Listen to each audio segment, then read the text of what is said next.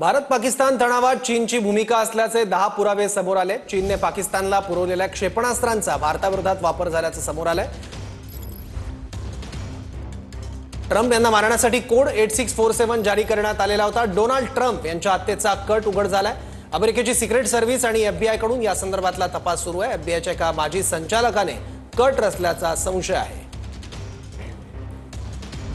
James कोमी यांना यासाठी जबाबदार धरलं पाहिजे आणि तुरुंगात टाकलं पाहिजे। माजी FBI संचालकांनी अनेक गुंडांवर खटला चालवलाय। ते गुंड काय करू शकतात हे त्यांना माहिती आहे। ट्रम्प यांच्यावर आधीही 2दा प्राणघातक हल्ला करण्याचा प्रयत्न झालाय। राष्ट्राध्यक्ष ट्रम्प यांच्या जीवाला कोमी यांनी दिलेल्या धमकीच्या चौकशीला आम्ही पूर्ण पाठिंबा देतो। Tulsi Gabbard, national intelligence director, US।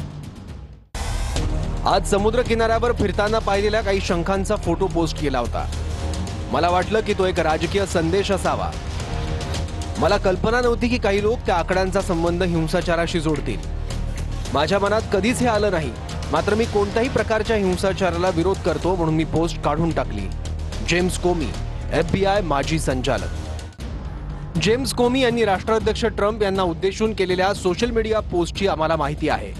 आम्ही विविध गुप्तचर विभागांशी संपर्कात आहोत। FBI आवश्यक ते सर्व सहकार्य करेल। काश पटेल, FBI डायरेक्टर।